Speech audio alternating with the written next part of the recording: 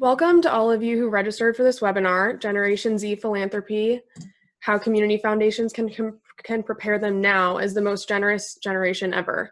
My name is Maggie Healy, and I am a Program Officer for Three Pillars Initiative. Before we get started, I would ask each of you to block your camera and mute your sound so it will be a more pleasant experience for all of us. Also, as time permits, we will try to answer any questions you may have at the end of this presentation. Just send me an email at mhealy@3pi.org. I'm joined by my colleague and fellow program officer, Remy Sheehan, as well as Rick King, president of the Three Pillars Initiative. Remy? Thanks, Maggie. And to quote Maggie, welcome to all of you as well. As 20-somethings, Maggie and I are amongst the oldest of Generation Z, the sixth and latest generational cohort. You may know that Gen Z has also been referred to as the post-millennials, the 9/11 generation, and the homeland generation. Over time, the use of the term Gen Z has become favored by researchers and pundits as the favorite title. We've been flying under the radar for some time regarding what contribution we will make as adults toward bettering our world.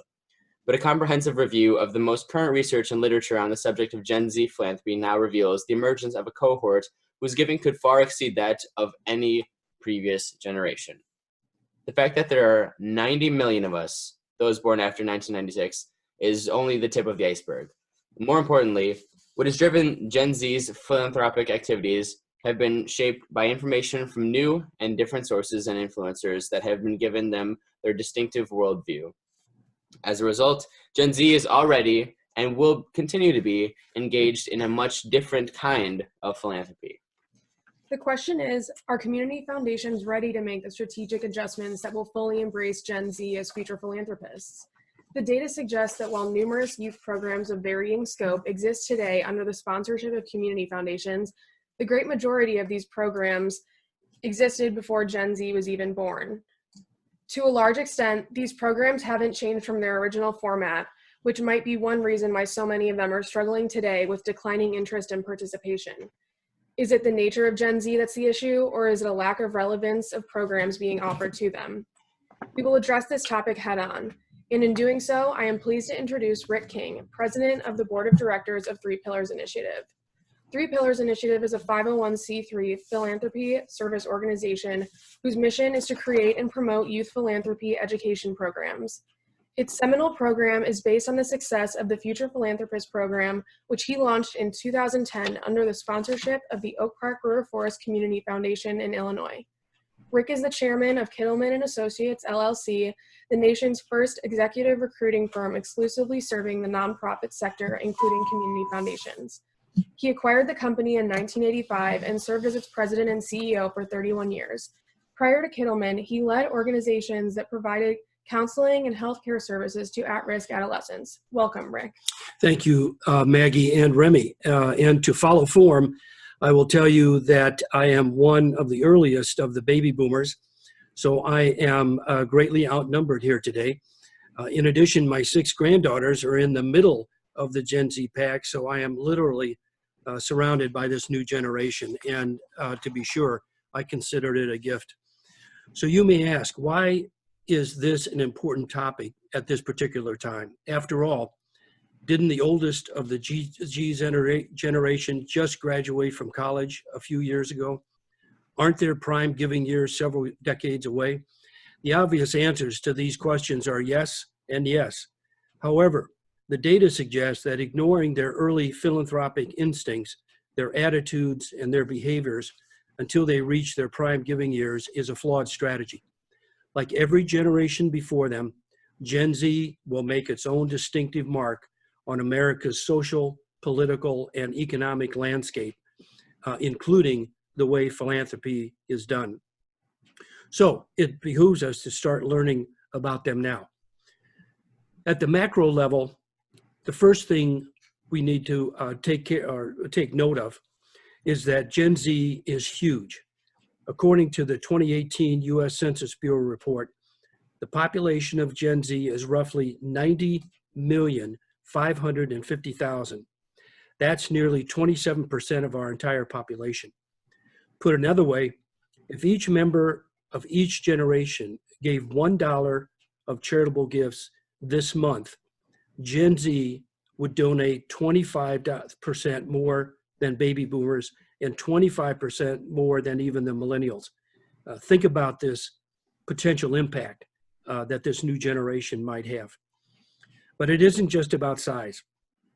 Gen Z is also the most racially and ethnically diverse generation. In fact, the non-Hispanic white majority is just 52% of the current population. When I was Maggie's and Remy's age, 83% of the US population was white. As demographers have indicated, Gen Z will be the last generation to be non-Hispanic white majority. 1 in 4 Gen Zs are Hispanic, significantly higher than the share of millennial Hispanics, and in fact, all previous generations. From 2000 to 2010, the country's Hispanic population grew at 4 times the rate of the total population. The share of Gen Zers who are African American is nearly identical to the share of millennials who are Black, meaning 14% and 15% respectively. Black representation among the nation's youth has changed little since the late 1960s. While it is still early to know for sure, Generation Z seems to also be on track to be the most well-educated generation yet. Among those who were no longer in high school in 2017, 59% of them were enrolled in college. This compares to 53% of the millennials and only 44% of the Gen Xers at a comparable age. According to Relate, which is a blog by Zendesk, today's youth focus at a much earlier age on their academic record, exploring colleges and considering a major that will set them up for career success. College applications are a preoccupation for Gen Z high schoolers. The changing pattern of educational attainment is driven, again, in part by the shifting origins of young Hispanics. Gen Z Hispanics are less likely than millennial Hispanics to be immigrants, 12% of Gen Z versus 24% of the millennials. Overall, the share of Gen Z Hispanics enrolled in college is 55%, significantly higher than the share of Hispanic millennials at their age, which was 34%. Wow. Our generation is referred to as the true digital natives. It is estimated that 92% of us have a digital imprint of some kind. We never knew a world without smartphones and iPads. We have information literally at our fingertips, and we are nimble and resourceful in retrieving it, analyzing it, and storing it. The popular notion that this generation has an 8-second attention span may be a bit exaggerated, but when it comes to multitasking, productivity, and speed on any kind of device, we outshine everyone, even the millennials. We are truly the always-on generation where the lines between family, friends, work, and play are blurred. This access to and bombardment by technology-driven communication has also led Gen Z to become the most socially conscious generation ever. As such, we know more about the world, a world, many of us believe, has been left to us in quite a perilous condition, and we want to change it. We have to change it. Ironically, some of those perils have emerged from the very internet that is dominating our lives today. In this month's edition of The Atlantic, Jonathan Haidt and Tobias Rowe-Stockwell wrote in their article, Why It Feels Like Everything is Going Haywire, as social media has aged, the list of known or suspected harms has grown. Online political discussions, often among anonymous strangers, are experienced as angrier and less civil than those we have in real life. Networks of partisans co-create worldviews that can become more and more extreme. Disinformation campaigns flourish. Violent ideologies lure recruits. So, how will Gen Z respond to all of this? Are their challenges and opportunities better or worse than when previous generations were their age? How different are these times, for example, compared to the boomers who in 1961 heard Newton Minow, the newly appointed chief of the FCC, famously described television as, quote, a vast wasteland, unquote. He was wrong about that. Maybe it will turn out that with proper regulation, we will be proven wrong about the current perils of the internet as well. Josh Miller, who is a thought leader on Generation Z, and a frequent speaker on the subject, wrote an article for HR Magazine when he was just 16 years old, in which he very clearly articulated some common distinguishing characteristics of his generation. His article spawned several studies and survey research on Gen Z, which has been added to the growing body of knowledge about the nature of this generation. Drawn from this research and other available data, here are 6 Gen Z characteristics that appear to fit most universally for most of all of them. First, Gen Z is financially conservative. Many Gen Zers watched their parents go through the Great Recession, wherein homes were foreclosed, jobs were lost, and standards of living declined. This made for a very uncertain world at their age. The period of struggle and hardship fostered in us a more conservative approach, not only in our spending habits, but also in a more practical approach to managing our money. We also watched our older millennials absorb enormous financial debt in order to get a college degree and then often struggle to find a job. According to the U.S. Department of Education, the average per capita debt among college grads who borrowed is $33,000. Today, Gen Z plans for how they will pay college costs much earlier, and they are much less inclined to take on debt. A blog posted by Classy on the next generation indicated that 57% of Gen Z will save their money rather than spend it. Gen Z as a group views a job as a means to an end, financial security. According to Target Training International, a leading source for research-based job coaching tools, most will accept a job that provides a steady income and benefits, even if it is not their dream job. Unlike our older millennials, if the decision comes down to doing something we love or getting a bigger paycheck, Gen Z as a group would choose a bigger paycheck. Second, they're much more risk averse. Gen Z is skeptical. Many of us look at with a jaundiced eye at the older generation's neglect or causation of major social and economic problems that we are now left to clean up. We see the politicization of issues such as climate change, same-sex marriage, racial inequalities, gender identity. Gen Z's trust in government is in a decline, but ironically, according to the Pew Research Center, 70% say government should do more to solve problems. We don't like where we are now, and we want to change the structure of what got us here. This is a less risky and just overall better option than leaving it up to corporations and individuals that we've seen time and time again take advantage of people and situations when given the opportunity. Gen Z's aversion to risk can also be seen in our lower teen pregnancy rate, lower rate of drug and alcohol abuse, and a lower rate of high school dropout compared to earlier generations. We tend to make decisions more intrinsically and with careful thought about consequences. Social psychologists suggest that this has rendered Gen Zers more pragmatic, conservative, and less tolerant to uncertainty. Third, Gen Zers are very competitive. Gen Z as a group is extremely competitive in most areas of their life, and it is a constant driver. Competition may be against others, but it is often within themselves as well as against the clock. Getting the best grades, getting into the best colleges, earning the most money, and being most successful are constant drivers in this competitive environment. They are driven to control their own destiny and not rely on others for their success. Thus, they have a preference to work independently and either succeed or fail at their own hands. Unlike the millennials, for whom companies lowered cubicle walls and designed large open spaces which are conducive to their work style, Gen Z would just as soon see those cubicles reinstalled and at a greater height.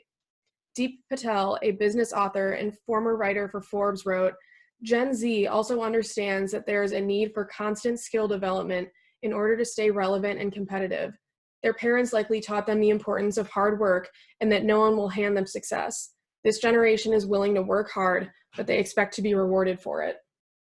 Fourth, Gen Z tends to be entrepreneurial. Noting the success of such innovators such as Steve Jobs and Bill Gates, and a long list of others including Mark Zuckerberg and Jeff Bezos, Gen Z realizes that there's a lot of money to be made from good ideas, and they're not afraid to pursue those ideas. What they need to learn and don't know is easily acceptable to them online in a 24 world that never sleeps. A 2015 survey indicated that nearly 72% of the older Gen Zers want to start their own business compared to 55% of the millennials at that age. You can even see this in the surge of startups and startup accelerators in recent years. Being a highly self-directed generation, we want to work for ourselves, even to the point of designing our own programs of study in college, which is actually something I did, according to a Northeastern University study. And according to GuideStar, now Candid, over 60% of high schoolers want their work to make a difference. We take advantage of internet resources to teach ourselves new skills, get entrepreneurial training, and pursue mentoring resources that didn't exist even when the millennials were our age. Dan Black, head of recruiting at Ernst & Young, in an interview with Forbes magazine, surveyed 3,200 Gen Zers in 2016 who were just graduating from college. This is not a shy bunch, he said. They're much more confident and assertive about their career goals, and they're a lot more knowledgeable about career opportunities than the millennials were at that age. At Julian Krinsky camps and programs, one of their offerings is a class on how to monetize internet opportunities through a digital marketing curriculum. Campers learn how to become digital entrepreneurs with the help of Google, Instagram, Facebook, and YouTube, as well as how, as social media influencers, they can change the world. An interesting side note, and perhaps things to come, according to a study conducted by Fidelity Charitable, the median household charitable giving of entrepreneurs is 50% higher than non-entrepreneurs. Fifth, equity and inclusion are a given, not a goal. As previously noted, the U.S. Census Bureau reports that Gen Z is the most ethnically diverse generation in American history. Approximately 48% of U.S. residents are ethnic minorities, and we will continue to grow as a pluralistic society long into the future. As a result, we have grown up experiencing diversity daily, and we are overwhelmingly positive about it. Neither race, ethnicity, gender, or sexual orientation are the identifying characteristics that may have been for previous generations. According to the market research firm Vocon, these demographic shifts have fostered a generation that believes different races, religions, and orientations can peacefully coexist. They also represent a remarkable degree of altruism, being keenly aware of their environment and how their choices impact all of us, regardless of your race, ethnicity, or religious convictions. And sixth, Generation Z just wants to have a voice. Over the past decade, the economic, political, and social forces have greatly influenced our thinking. Humanitarian crises, immigration, environmental degradation, racial inequality, and gun violence, including school shootings, things that we see literally every day, have received heightened media coverage that, thanks to the internet and social media, reach all of us in mere seconds. An Ernst & Young study in 2017 reported that not only does Gen Z's access to 24-hour news increase their overall awareness and sense of responsibility for the world they live in, it has compelled them to act on that awareness and sense of responsibility quickly. The teen-inspired grassroots group, Parkland Student Activists March for Our Lives, were moved to do what policymakers to that point had not, taking on the NRA and the current administration without hesitation or compromise. 16-year-old Greta Thunberg and her Climate Kids movement is aggressively pursuing what we perceive as incredible greed and irresponsibility on the part of corporations and governments that ignore the causes of global warming. Malala Yousafzai, or just Malala, the Pakistani who at 14 years old was shot in the head for championing the education of girls, but survived and still leads that cause today, became the youngest person ever to win a Nobel Prize. Greg Witt, in a recent article published by the Philanthropy Journal at NC State University, suggests that this generation is looking for connections with others to solve problems. They want to be included not only in social interactions, but in work relationships and cause-related activities such as volunteering, which is a big deal to them.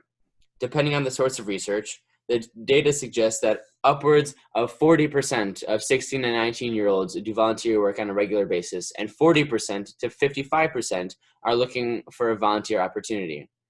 A recent blog from NP Engage reported that 67% of Gen Z has volunteered during the past 12 months. This is significant since only about 25% of the total adult population volunteers their time. Frontstream.com, who first dubbed Generation Z the Philanthroteens, attributed to their extremely high social consciousness, pointed to We Day's success in inspiring youth to make a difference in local and global communities. Founded in 2007 by two Canadian millennials, We Day attracts over 200,000 teens throughout the US, Canada, and the United Kingdom. They attend single-day mega events showcasing their commitment to one local and one international difference-making effort over the school year. We Day reports that 49% of teens volunteer at least once a month, and nearly 40% say that giving time and money to a charity is a measure of success. A recent National Center for the Family Philanthropy blog stated, Gen Z won't be confined to the 3 T's of sharing their time, talent, and treasure. Now there's a 4th T, ties. Gen Z is tethered to the world around them, and their ability to connect with others whenever they want, wherever they are, and for whatever they need is literally in their hand. Smartphones empower ubiquitous connectivity. Their networking capabilities are unequaled. Based on their desire to have their voice heard, our ability to mobilize and act as a group to bring visibility and resources together purports a new kind of volunteerism in action. So how does this generation then compare to others?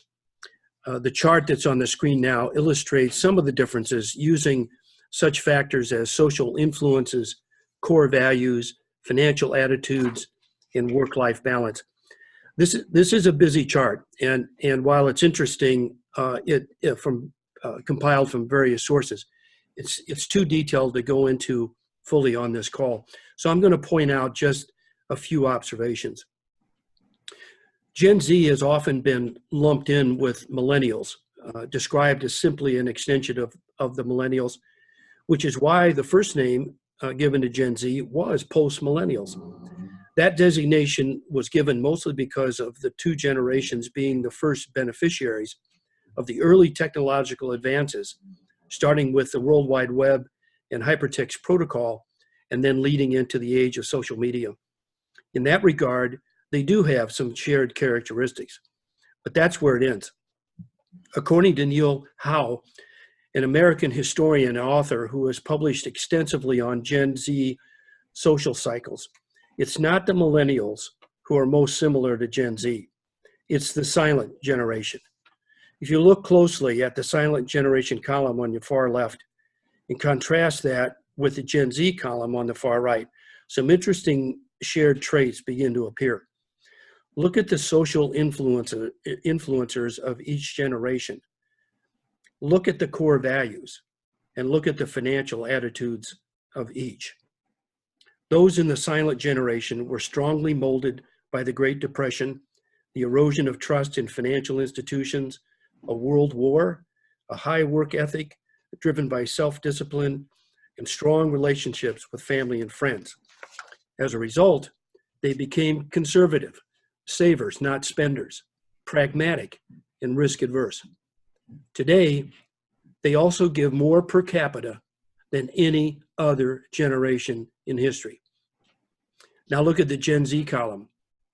They were strongly molded by the Great Recession, 9/11, the war on terrorism, and an always-on, autonomous, hardworking life balance and an extensive friends network. As a result, they are conservatives, savers, not spenders, pragmatists, and risk-averse, and they multitask to compete for everything they want. Driven by these shared social influencers, the new world economic order that is evolving, it is not hard to imagine why Gen Z is predicted to be the most generous generation ever, just as the silent generation is today. But let's drill down on this a little bit more. We all know that giving is driven by attitudes and behaviors that are driven also by socioeconomic, political, and social influences of each generation. As you can see on this slide, there are major differences also in charitable giving patterns among the generations. This slide demonstrates those differences based on the percentage and number that each give, the average donation, total giving by generation, and the average number of charities supported. Let me point out a few things. First, it's important to know that in 2019, only about 13% of the entire Gen Z is part of the workforce. At the moment, that 13% doesn't have a lot of money, since most of them are earning entry-level salaries. Their current economic impact, therefore, is not significant. However, the fact that 44% of Gen Z and have made a charitable gift in 2018 is significant. They are quickly catching up to their older millennials and even the Gen Zers.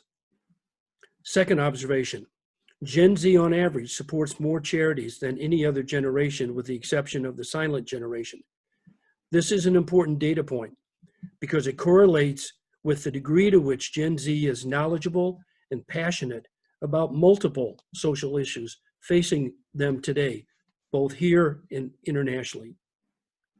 But what really sets this generation apart from others is their use and reliance of technology in their daily lives, specifically the internet and social media. This is already shaping the way they practice philanthropy. Maggie? Consider this Gen Z survey data collected by YPulse last year. 39% purchased a product that donated proceeds to a charity, 33% of Gen Z donated an item to a cause, 33% participated in a fundraising event. In fact, Gen Z outperforms all other generations in attending fundraising events.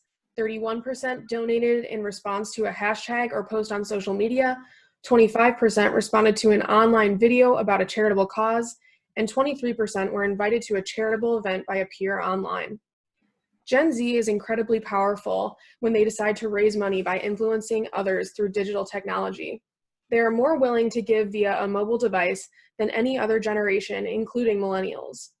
According to a Global Trends in Giving report, 65% of Gen Z was inspired to give to a charity by a message or an image they saw on social media. And they are already as active as millennials in giving via crowdfunding. GoFundMe, the world's largest crowdfunding platform, reported that 50 million people gave more than $5 billion on the site through 2017, the last year data was available. As new products evolve and crowdfunding grows via successive technologies and competition, Gen Z will be on the forefront of giving through these channels. Teens are going online for nearly everything. They use their smartphones to find causes they are passionate about, get ideas for how they can help, and educate their friends about their causes. They use smartphones to engage in crowdfunding, particularly peer-to-peer fundraising campaigns. They make microloans through sites such as Kiva on their phones. They text donations via their phones. They create and post videos to promote their issues, and they find volunteer opportunities online. However, this generation, being more skeptical and risk-averse, is wary of supporting an organization as a donor or as a volunteer unless the organization demonstrates that it is really solving problems. Their giving attitudes are shaped not by the rhetoric, but on impact and results. They tend to be serious donors who want to see how the cause, the action, and the solution all come together and when all of that will happen.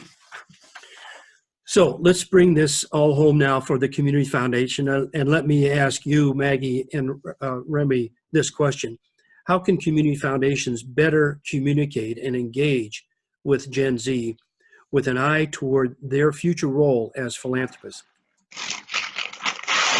The first thing I would say is to have a mobile-friendly website. When was the last time you looked at your website on your phone? Since this is how Gen Z will connect with and learn about you, is your website formatting favorable for viewing on their smartphone? Check your phone screen view for readability and navigation and eliminate clutter. Actually, this is a good idea for engaging all ages. I would recommend that you make sure Gen Z engagement is shareable. This means leveraging social media so that when they donate time or hold an event or participate in a community project, they can easily share photos and videos with their followers and friends. Teens not only want to be actively involved, they want to share their involvement. Also, practice good storytelling. According to infographics by Upfront Analytics, Gen Z perceives information visually, so storytelling, particularly witty storytelling, and explainer videos are most effective. Nearly 92% of teens today say that YouTube is their preferred social media platform. The content must capture their imagination and be inspirational. And it must also be transparent. Use photos, videos, and infographics to encourage shares and likes. Communication needs to be original and creative, but not gimmicky. Also, use a wide variety of social platforms. Do you maximize your utilization of Facebook, Twitter, Instagram, and LinkedIn? Have you considered using emerging technologies like augmented reality, chatbots, or other artificial intelligence technologies to enhance the experience? These are ways that you can present your value in a format that appeals to their creative instincts. Create meaningful volunteer opportunities. An effective tactic for getting teens engaged is focusing on what actions are impactful to them, not prioritizing the actions you want them to take. Sounds simple, but the difference can be more important. Certain types of actions resonate more with teens, like want to volunteer, or share something, or host an event. Clearly demonstrate how their participation will make a difference. Make giving effortless. This means making giving digital, especially mobile, using apps that incorporate giving as a daily routine. Hashtags and QR codes are also an important way to tap into Gen Z giving behavior. And finally, help them raise their voices. Calls to action that they relate to, that legitimize, and that celebrate the cause itself are what will move them to action. Use their words to describe a problem or issue or charitable action that allows them to be heard. Provide an op-ed forum for teens and push it out on social media. These are great suggestions, Maggie and Remy, and I suggest that some of you out there are using many of these tactics now. I hope that would be the case. But let's be realistic. If all it required to better communicate and engage with Gen Z was to improve your digital imprint, we can conclude this webinar now and I'll go back to work. Leveraging your digital imprint is a start. But based on what we know about this generation, an effective strategy to truly engage with them in their philanthropy, now and in the longer term, we will have to be mindful of their generational distinctiveness and be relevant to their lives. It will have to focus on delivering a highly participatory program format that imparts knowledge, teaches skills, and provides meaningful experiences around community philanthropy. In short, it requires a new paradigm of youth philanthropy education that embraces this generation's strengths and its aspirations. As so poignantly articulated last year in Blackbaud's publication, The Next Generation of American Giving, quote, "It is increasingly important to reconsider whether the founding assumptions that give rise to philanthropy as we know it still hold," unquote. So what would this new paradigm look like? I suggest that it has 4 parts. It is a program that incorporates key Gen Z values that we've heard: financial conservatism, risk aversion, competition, entrepreneurism, inclusivity, having a voice, and being social media gurus. How that incorporates with your overall community philanthropy should be a priority. It is a program that imparts an overarching knowledge and practice of philanthropy by providing robust curriculum and hands-on experiences in fundraising, charitable giving, community service, and civic participation. It's a program that builds and sustains an indelible relationship with Gen Z through their transition into community leadership roles and into their prime giving years. And 4, it is a program that evolves into a financially self-sustainable program, which allows the learning experience to be consistently delivered year after year. My earliest thoughts about this program originated actually more than 20 years ago when I was working with boards of directors of community foundations across the country to recruit their new CEOs. In doing our due diligence in preparation for launching the search, I quite often found the existence of programs that involve teens in the form of youth advisory councils or YACs, youth councils of all kinds, next-gen advisory boards, and youth grant-making programs. Community foundations in Michigan, for example, led by Rob Collier and the Council on Foundations, as well as the W.K. Kellogg Foundation, established dozens of these successful YACs in the early 90s.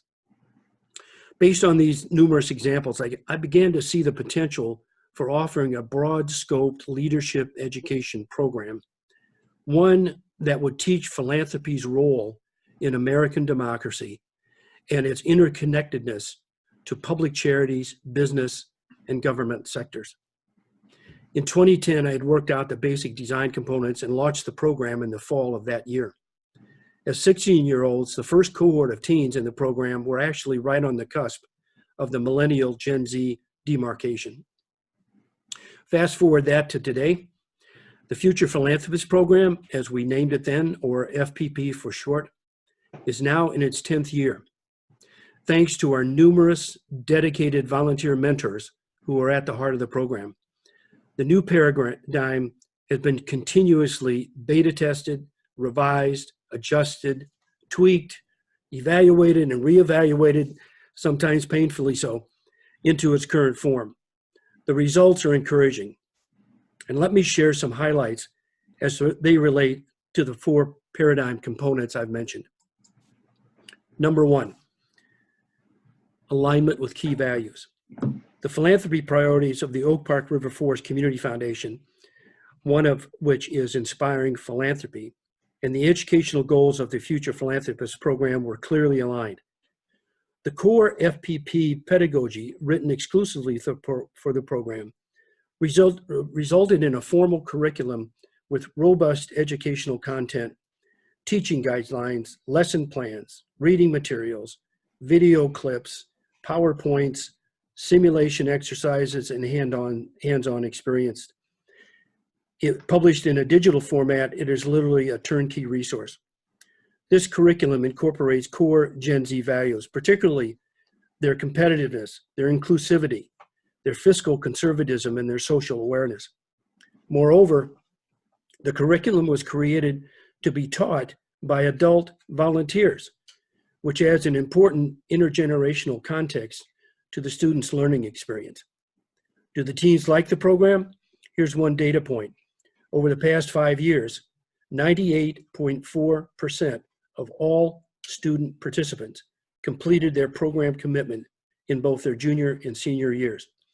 We believe this relates directly to the program's relevance in their lives. Number 2, curriculum-driven learning. By imparting this curriculum-driven knowledge, teens are then able to practice what they learn by actively engaging in fundraising, charitable giving, service learning projects, and by the way, those 3 represent the 3 pillars of philanthropy in this new paradigm. The fundraising efforts of these FPP teens have resulted in a current designated fund value of over $1 million. They have also made charitable contributions to address local needs of over $225,000. And they have provided in excess of 2,000 hours of local volunteer service, which includes community projects and civic engagement. Here too, the program model incorporates the core values that drive Gen Zers, particularly their entrepreneurism, having a voice, and their social media expertise. Number 3, sustained relationships. While the oldest of the FPP alums just graduated from college in 2016 and 17, there are already encouraging signs regarding the impact of the program on these young adults. We first saw that in anonymous self-reported evaluations that they give us at the end of their junior and senior years. We saw it in each quarterly newsletter, wherein they share what they've applied from FPP while they're in college earning their degrees. We see it in the college grads who have engaged in all manner of philanthropic activities, including some who have come back and have chosen a career in the nonprofit sector.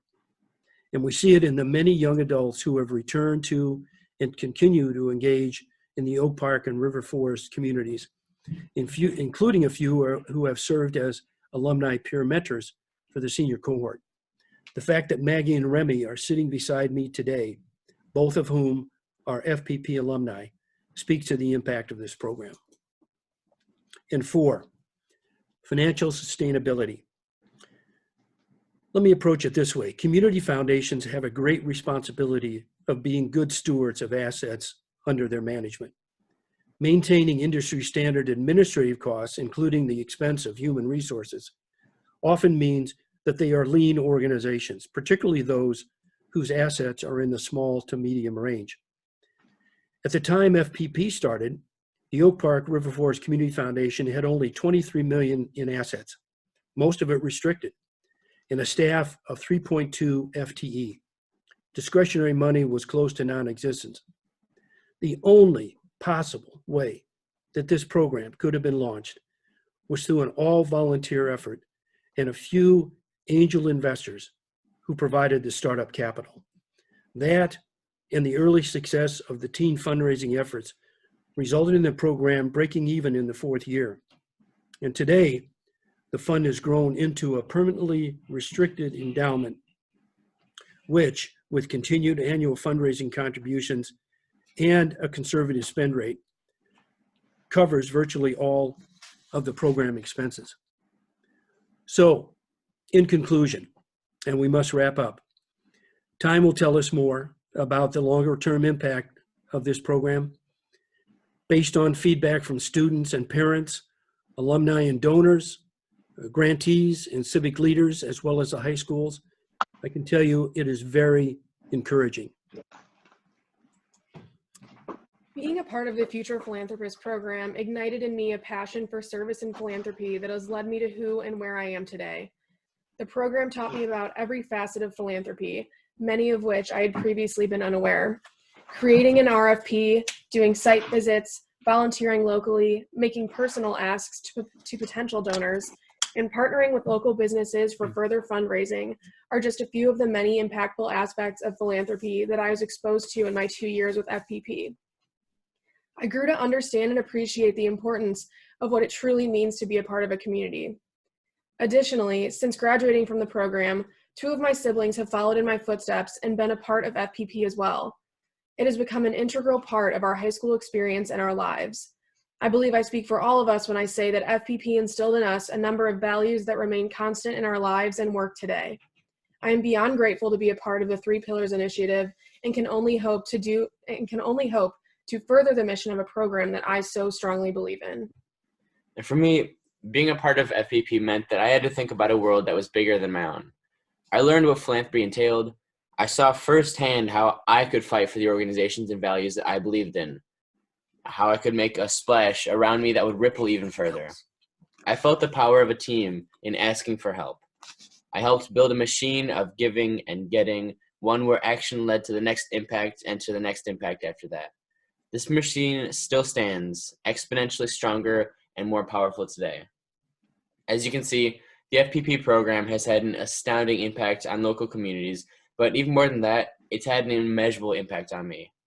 So whether you're already running a youth grant-making program that's absolutely thriving, struggling with one that is not working so well, or if you just don't have a youth philanthropy program, education program at all, we would love to talk with you about how a 3 Pillars program model might work in your community to empower the next generation.